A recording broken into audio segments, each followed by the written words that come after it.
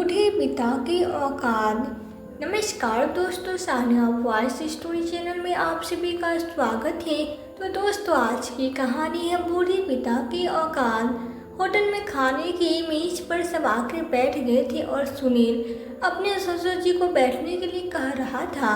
बैठिए ना पापा जी, आप यहाँ बैठिए। तभी उसने देखा कि उस चेयर पर उसके पिता बैठने जा रहे हैं। वो तेज आवाज में गुस्से में बोला, अरे पापा, क्या कर रहे हैं आप? हमारे साथ यहाँ कहाँ बैठ गए? और आपसे किसने कहा यहाँ बैठने के लिए? आपको दिख नहीं रहा कि बस 4 लोगों के लिए ही चेयर है? आप अगर यहाँ बैठेंगे तो मेरे सास ससुर कहाँ बैठेंगे?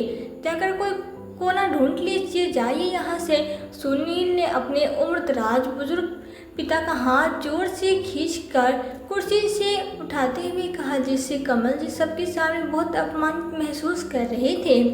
किसी तरह हिम्मत कर उसके पिता कमल जी बोले, बेटा, तुमने ही तो कहा था आज तुम्हारी शादी की सालगिरह है, तो सब बाहर चलकर खाना खाएंगे और तुम ही तो साथ लेकर आए हो। मैं जिद करके तो नहीं आया, लेकिन अब तुम मुझे लाकर यहाँ मेरा अपमान क्यों कर रही हो? सुनील कमल जी को आंखें दिखाकर दबे हुए आवाज में बोला, बंद कीजिए अपनी यह बकवास। मैं लाया जरूर था, लेकिन आपने से मैंने सबके सामने बैठने को नहीं कहा था, समझे आप? और वैसे भी खुद को जरा शीशे में जाकर देखिए, आपकी औकात है क्या मेरे सास ससुर के सामने बैठने की? आप कहाँ गंवार, अनपढ़, उठने बैठने खाने की तमीज़ नहीं। अब वो पढ़े लिखे रईस घर के, अगर आप साथ में इन सब के बैठेंगे तो वो बेचारे ठीक से खाना भी नहीं खा पाएंगे। उसके घर में तो आपके जैसे नौकर भी नहीं रहते। आपके साथ में खाना तो दूर की बात है। अब यह पकड़िए अपनी पोती को, और जब तक हम खाना नहीं खा लेते तब तक इसे संभालिए। कमल जी हैरान होकर बोले, अच्छा बेटा, तुम मुझे अपने बेटे की आया बनाकर लाए हो? यह तुम्हारी हिम्मत की दाग देनी होगी। सुनील अपनी छल भरी कुटिल मुस्कान के साथ बोला, अच्छा तो आप समझ गए। तो आपको क्या लगता है कि मैं आपको यहाँ पार्टी देने के लिए लाया हूँ? कुछ सोच समझ कर बोला कीजिए, शक्ल देखी है क्या आपने अपनी?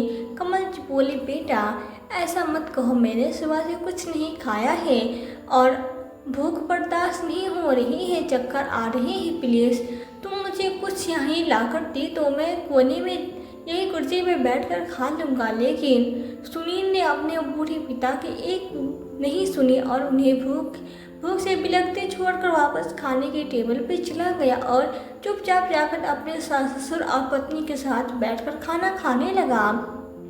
आज वही बेटा उनकी भूख का मजाक बनाकर चला गया था, जिस बेटे का पेट भरने के लिए कमल जी ने न जाने कितनी ही रातें भूखी पेट गुजार दी थी, जाने कितनी मेहनत की और खुद भूखे रहकर सबको उसको खिलाया। आज उसी बेटे को अपने सास ससुर और अपनी अमीरी का चकाचौंध में अपने इस पूरे भूखे पिता की तरफ नहीं दिख रही थी। कमल जी पोती को खिलाने लगे थे, लेकिन सुबह से कुछ न खाने के कारण अब उनसे भूख बर्दाश्त नहीं हो रहा था।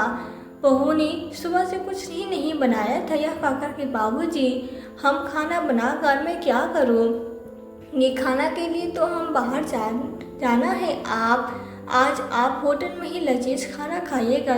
कमल जी वहाँ मौजूद खाना खाते हुए सभी लोगों को एकटक उम्मीद भरी नजरों से देख रहे थे। भूख से आत्मा बिलबिला रहे थे और आंसू नहीं रुक रहे थे कि तभी एक वेटर आकर बोला, क्या हुआ बाबूजी, किसके साथ आए हैं? मगर कमल जी कुछ नहीं बोले और वह नजर झुकाए पोते को खिलाते रहे। उनकी आंखों से आंसू तैर गए, जिन्हें देखकर वेटर बोला, बाबूजी, भूख लगी है ना आपको?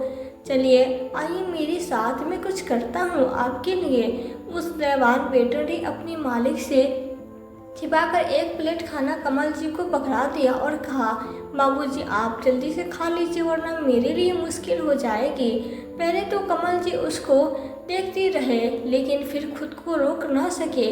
सुबह से भूखे कमल जी कुछ ही पल में उस प्लेट में खाना चिटक गए और तब कहीं जाकर उनकी आत्मा को शांति मिली थी कि तभी होटल का मालिक वहां आग दमका और उसका गिरबान पकड़ बोला, बूढ़े, तुझे शर्म नहीं आती यहाँ चोरी करते हुए? कमल जी हाथ जोड़ कर बोले, बेटा, माफ कर दो, बड़ी भूख लगी थी, सुबह से भूखा था। मालिक मुस्कुराकर बोला, ए बुढ़े, मैंने यहाँ कोई धर्मशाला नहीं खोल रखी है जो बिना पैसे खाना खाकर निकल जाएगा, समझा? तो अब चल इसके पैसे निकाल। कमल जी बोले, रुको बेटा, मैं तुम्हारे खाने के पैसे अभी दिलवा दूंगा। वो देखो मेरा बेटा वहाँ अपने बच्चों के साथ खाना खा रहा है, उसे लेकर आता हूँ। कमल जी जैसे ही बेटे के पास पैसे लेने पहुँचे तो सुनील सबके सामने उन्हें धक्का देते हुए बोला, मैं इसको नहीं जानता साहब, यह तो भिखारी लगता है, पता नहीं कहाँ कहाँ से आ जाते हैं, मेरे गले मत डालो इसको। बेटे की बात सुनकर कमल जी की आंखों में आंसू आ गए।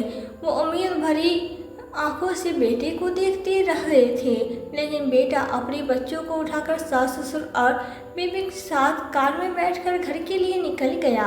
कमल जी डरे समय उस होटल के मालिक के सामने अकेले खड़े रह गए। उस होटल का मालिक तुरंत बोला, इस बुढ़े ने जो खाना खाया है उसके हर्जाने के बदले इसे सारे जूठे बर्तन साफ करवाए जाए। बेचारे कमल जी ने भीगी आंखों से सबके झूठे बर्तन इकट्ठे किया और उन्हें साफ करने लगे। मजबूरी और किस्मत उनसे क्या करवा रही थी। आज बार बार उनकी आंखें भीग जा रही थी। तभी वही वेटर उनके पास आकर बोला, लाइए बाबूजी, मैं कर देता हूँ, आप मत कीजिए, मुझे माफ़ कर देना बाबूजी, मैं अपने मालिक के आगे कुछ नहीं बोल पाया, अब यह सजा भी मुझे ही भुगतनी दीजिए। कमल जी नम आंखों से बोले, बेटा तुम क्यों माफ़ी मांग रहे हो, बल्कि तुमने तो इस बुढ़े का पेट ही भर कर के काम किया है, कोई पाप नहीं किया था। लेकिन फिर भी उस वेटर ने कमल जी को एक तरफ हटाया और सारे बर्तन साफ कर दिए। फिर कहा, बाबूजी अब आप घर जाइए, मैं मालिक को बोल दूंगा कि आपने सारा काम कर दिया है। कमल जी उस वेटर के सर पे हाथ रखकर बोले, भगवान तुम्हें सदा खुश रखे और अपने जीवन में तुम इतनी तरक्की करो कि सब देखते रह जाए और पूरे शहर में तुम्हारा नाम रोशन हो जाए।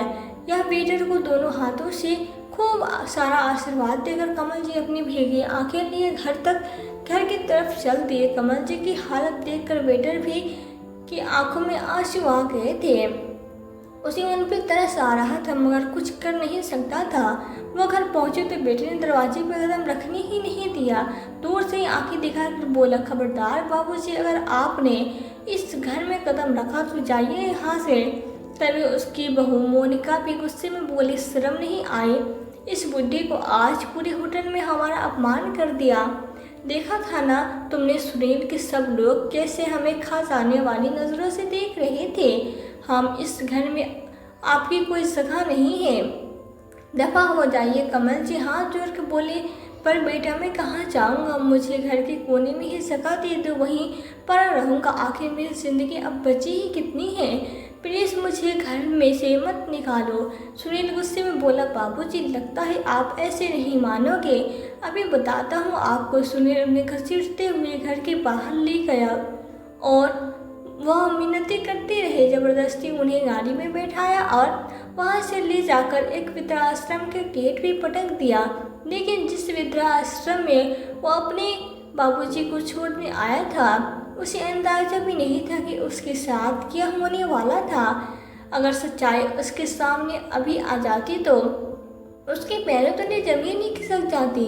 रोते हुए कमल जी सुनील के आगे हाथ जोड़कर बोले, बेटा प्लीज़ ऐसा गरज मत कर, बेटा अपने बूढ़े बाप को इस तरह से यहाँ छोड़कर मत जाओ, मैं अकेला किसके सहारे जीऊँगा, आखिर यहाँ मेरा कौन है, क्या तुम भूल गए हैं मैं तुम्हें अपने कंधे पे बैठाकर स्कूल छोड़ता था, तुम्हारे हर शौक पूरे करता था, अपने पैरों में चप्पल नहीं पहना, लेकिन तुम्हारे लिए कभी किसी चीज़ की कमी नहीं होने देता था, और आज तुम अपने बाप को घर से घसीट कर यहाँ वृद्धाश्रम ले आए सिर्फ अपनी पत्नी के कहने पर। नहीं बेटा, मेरे साथ ऐसा न्याय मत करो। कमल जी अपने बेटे सुनील से रो रो कर गुहार लगा रहे थे, लेकिन सुनील ने उन्हें खुद से दूर करते हुए कहा, बस बंद करो अपना ये नाटक और याद रखो, यहाँ नहीं रहोगे तो किसी दिन सड़क पे चलते हुए गाड़ियों के नीचे आ जाओगे और भूखे मरोगे, लेकिन अब मैं आपको अपने घर में नहीं ले जाऊंगा। अरे आपके रहने से पूरे घर की शांति खत्म हो गई है। आपकी वजह से मैं अपने यार दोस्तों को घर में नहीं बुला पाता। ऊपर से मोनिका रोज रोज मुझे आपको लेकर अलग ही बातें सुनाती है। तो वो आपके लिए खाना नहीं बनाएगी, आपके गंदे कपड़े नहीं धोएगी। मैं तंग आ गया हूँ मैं इस रोज रोज की किचकिच से। और फिर वो कुछ भी गलत हो तो नहीं बोला, सब सही तो बोले कि आपकी सही जगह वृद्धा आश्रम है। अब आप इसी जगह घर में क्या करेंगे? अपनी ऐसी उम्र के लोग के बीच रहेंगे तो जी पाएंगे। मेरा बस चलता तो किसी रेलवे स्टेशन पे छोड़ता भीख मांगने के लिए।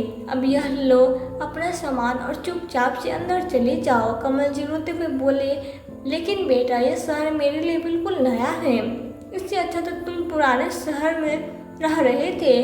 तुम ऐसा करो कि पुराने घर की चाबी मुझे दे दो, मैं वहीं रहकर किसी तरह अपना गुजारा कर लूँगा। सुनील हंसते हुए बोला, अरे बाबूजी किस घर की बात कर रहे हैं आप? भूल गए आपके अभी 2 महीने पहले जो आपने कागजों पर दस्तखत किया था वो उसी घर के बेचने के कागज थे और अब तो वो घर बिक चुका है। कमल जी गुस्से में बोला, क्या कहा तुमने? वो घर बेच दिया और मुझे बताया तक नहीं। उस घर में तुम्हारी माँ की कितनी यादें थी, तुम्हें क्या हक था मुझसे वो घर छीनने का? तुमने धोखा किया है मेरे साथ। सुनील बोला, अरे बाबूजी आपकी उन यादों का क्या मैं अचार डालूंगा? अरे माँ के साथ तो यादें भी चली गई ना, और आज तो मुझे आपसे भी छुटकारा मिल गया। कमल जी खुद को संभाल कर बोले, ठीक है कोई बात नहीं बेटा, ऐसा ही सही, मगर मेरी रिटायरमेंट के जो पैसे थे मैं वो निकाल लेता हूँ, उसे लेकर हरिद्वार चला जाऊँगा, वहीं रहूँगा, पर मैं यहाँ नहीं रह सकता।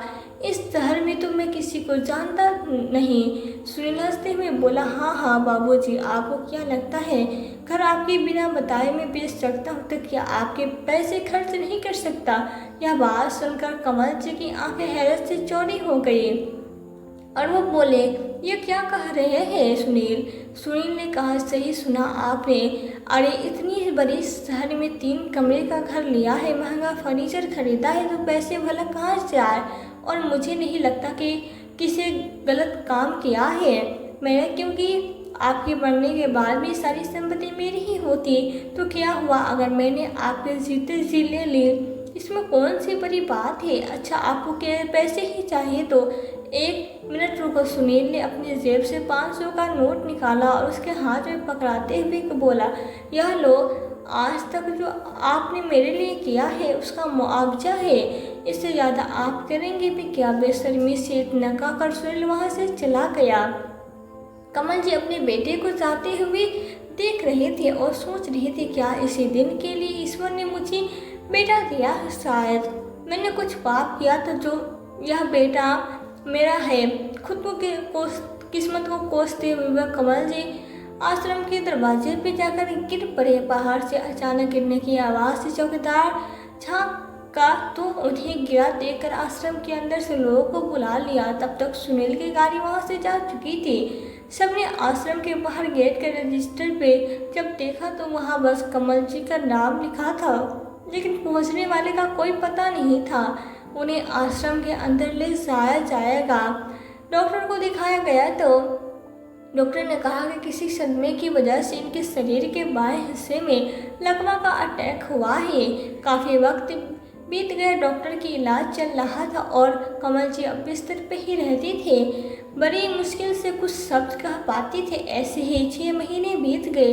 एक रोज आश्रम के डॉक्टर अंकिता विदेश से वापस लौट कर आए तो इस आश्रम को चलाते थे। उसके आते ही आश्रम के रिसेप्शनिस्ट ने कहा, मैडम जब आप छुट्टी पर थी तब इस बीच में कोई आदमी अपने बूढ़े पिता को यहाँ छोड़ गया। उसकी हालत बहुत खराब थी और आज तक उनके देखने के लिए यहाँ न उनका हाल चाल पूछने के लिए कोई आया। परेशान है कि यह बूढ़े बाबा कुछ बताते ही नहीं। अब क्या करें? इतने दिन बिना किसी परिचय के कैसे किसी को यहाँ रख सकते हैं? कोई तो होना चाहिए ना उनकी गारंटी लेने वाला। अंकिता बोली, क्या अपने बूढ़े पिता को कोई यहाँ रात में छोड़ गया और खोज खबर भी लेने नहीं आया? कैसे निर्दयी बच्चे होंगे इनके, जो अपने पिता को रात के अंधेरे में छोड़ गए। अब जब इंसान को बुढ़ापे में अपने बच्चों की ज़रूरत होती है तो कोई अपने माँ बाप से ऐसा व्यवहार कैसे कर सकता है। छी छी। वैसे उस बूढ़े बाबा ने कुछ बताया कि कहाँ से आए हैं, क्या नाम है, जिससे कि उनका पता लगाया जा सके। रिसेप्शनिस्ट बोली, नहीं मैडम जी, हम सब ने बहुत कोशिश की कर ली, मगर बूढ़ी बाबा कुछ कहते ही नहीं है लकवे के कारण। वैसे भी साफ नहीं बोलते, बस कभी कभी मुंह से बबनी शब्द निकालते हैं, लेकिन हमारे तो कुछ पल्ले ही नहीं पड़ता। अंकिता बोले, बबनी। यह सब सुनते ही अंकिता के दिमाग में मानो किसी ने चोर की घंटी बजाई हो और उसे कुछ याद दिलाने की कोशिश कर रहा हो कि कहीं यह वो तो नहीं है।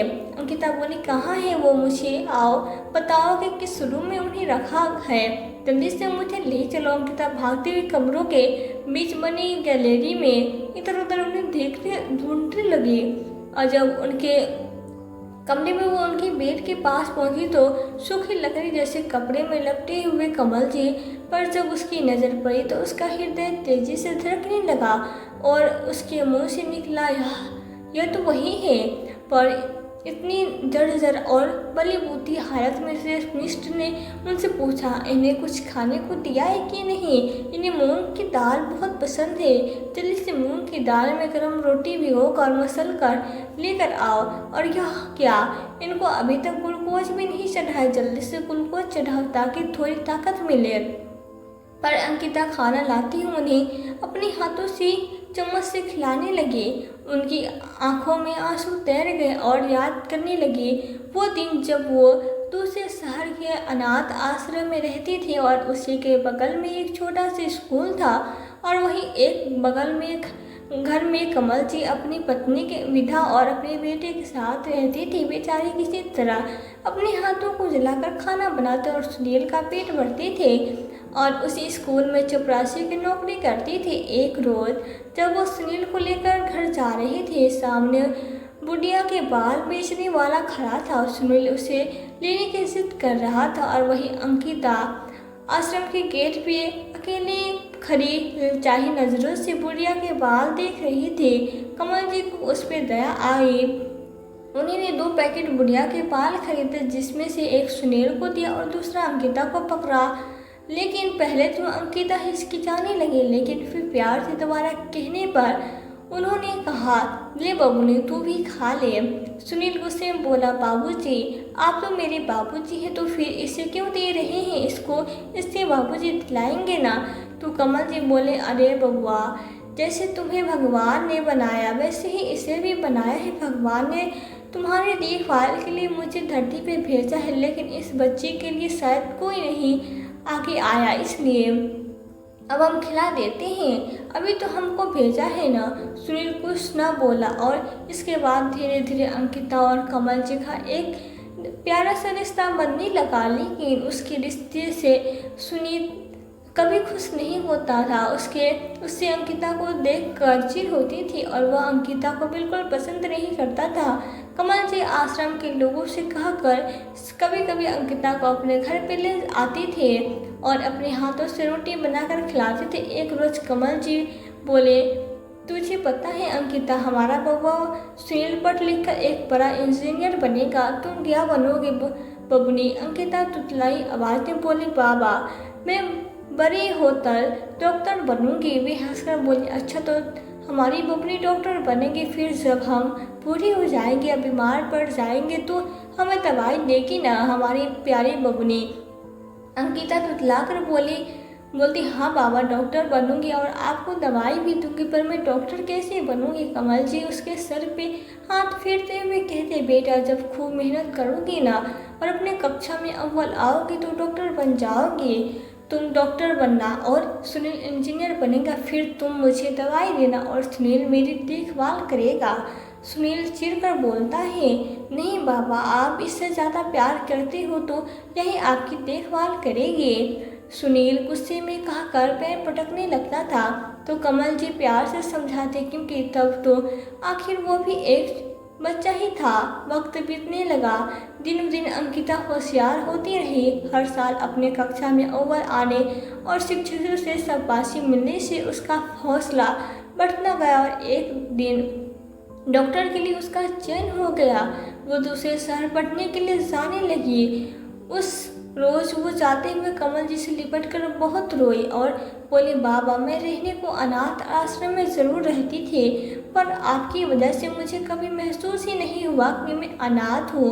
मुझे भी बाबा का प्यार मिला, लेकिन बाबा वहाँ मैं आपके बिना कैसे रहूँगी। सुनील उससे बोला, आई बड़ी मेरे जैसे सब अनाथ बच्चे रहते हैं, वैसे ही रहोगे। और यह तुम्हारे पिता नहीं है, यह मेरे बाबूजी हैं। कमल जी बोले, सुनील बेटा तुम्हारे मन में अंकिता के लिए इतनी कड़वाहट कहाँ से आ गई।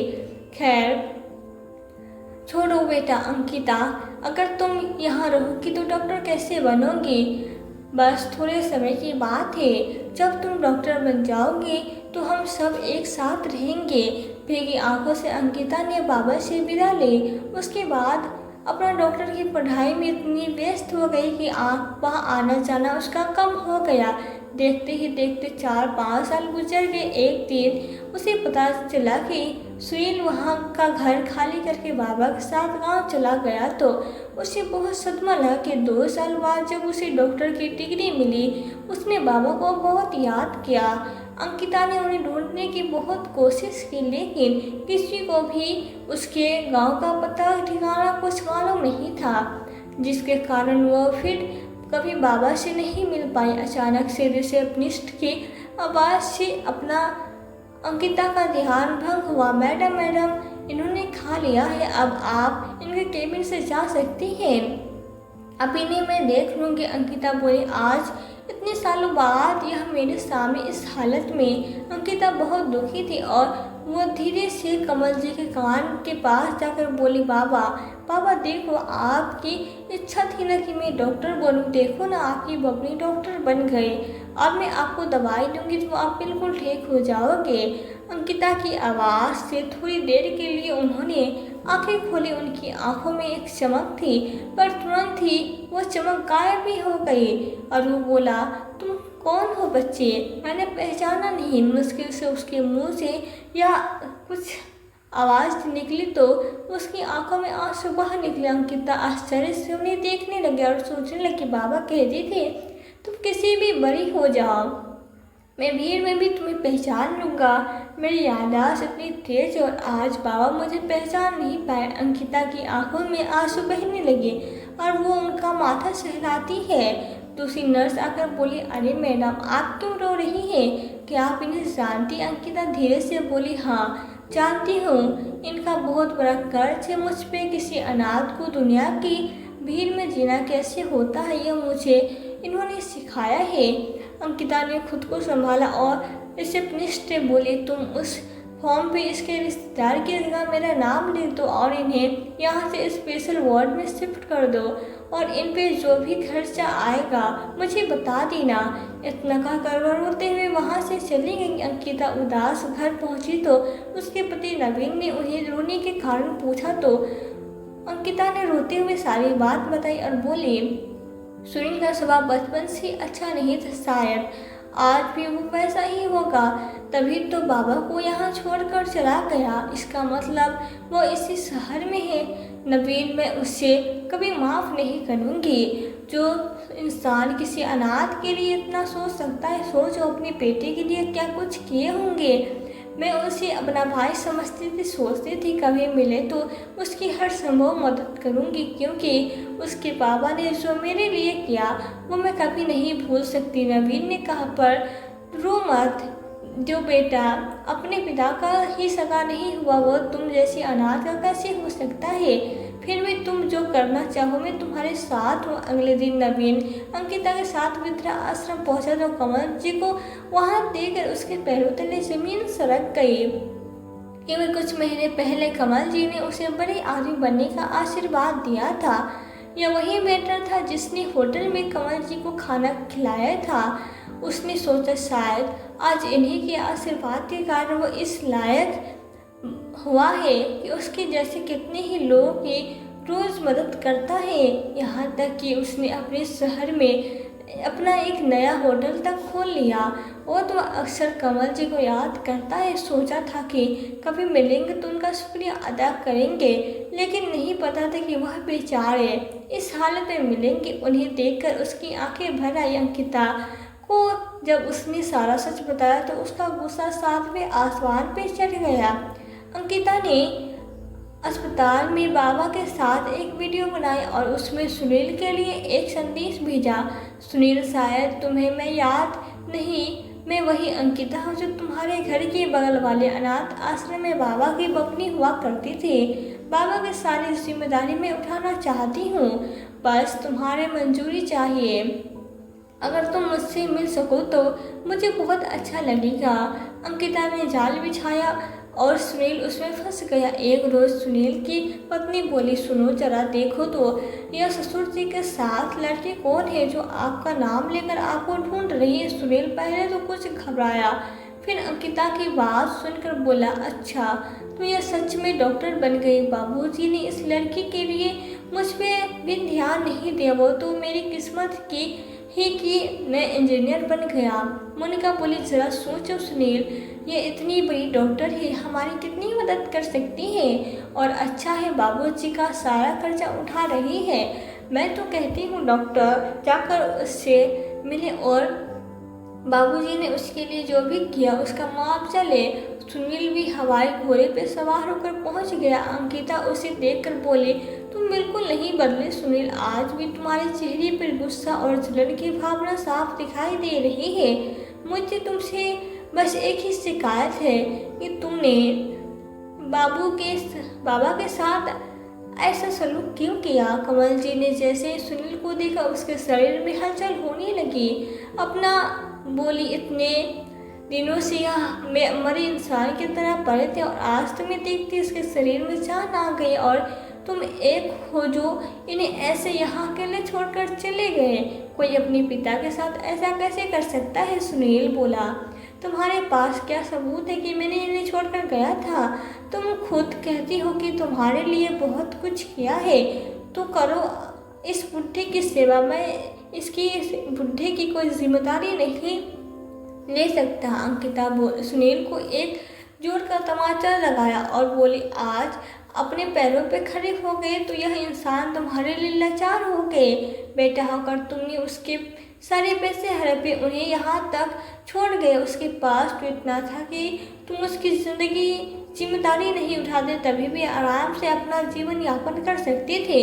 सुनील थकलाते हुए बोला, तुम कहना क्या चाहते हो। मैंने धोखा किया है, यही सब सुनने के लिए तुमने यहाँ मुझे बुलाया है। और किया भी क्या, तो तुम क्या कर लोगे, तुम इनकी हो ही क्या। तभी नवीन वहाँ आया और बोला, भाई साहब, हम लोग कुछ नहीं करेंगे, परंतु पुलिस वाले और संस्था वाले आपके साथ कर सकते हैं, ये आप नहीं जानते। सुनील ने तुनकते हुए कहा, मेरे बाप की नेकी के बदले तुमने यह किया। तुम तो मेरे बाप की बेटी बनती थी ना।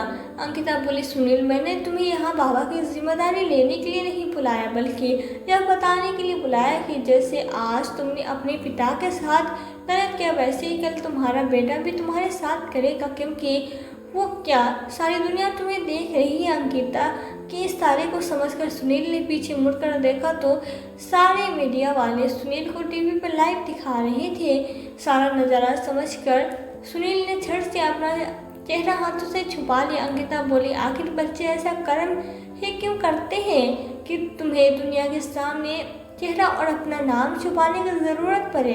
अरे तुम क्या जानो सुनील, माँ बाप का होना क्या होता है। तुम्हारे पास बाबा तो थे, अरे हम जैसे अनाथ बच्चों से पूछो, यूँ तरसते हैं कि हमारा भी कोई अपना होता, किसी से कुछ रिश्ता होता।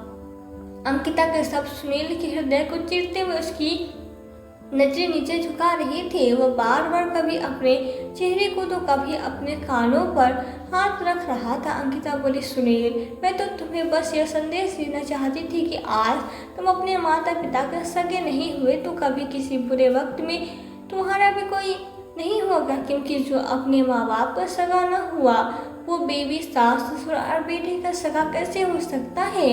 माँ बाप का दिल दुखाने वाले भला कहाँ सुखी रह सकते हैं। अंकिता ने पुलिस के सामने कमल जी की देखभाल की जिम्मेदारी उठाई और सुनील को हर रिश्ते से आज़ाद कर दिया। पिता के साथ धोखाधड़ी करने के कारण पुलिस सुनील को उठाकर ले गई और वह हालात में 6 महीने के लिए बंद हो गया। करीब 6 महीने बाद जब सुनील घर लौटकर आया तो हफ्तों तक सो नहीं पाया। दिन रात उसे अपने पिता का ख्याल आता रहा। अपने पिता के साथ किए गए बर्ताव के बुरे ख्याल उसे सोने ही नहीं देता था। आखिरकार एक दिन उसने अपने पिता की सारी संपत्ति वृद्धाश्रम के नाम करने का फैसला किया। मोनिका ने उसके इस फैसले पर गुस्से में बहुत हंगामा किया और उससे अलग होने की धमकी भी दे दी, मगर इतने लड़ाई झगड़े के बाद भी सुनील अपने उसी निर्णय पर टिका रहा।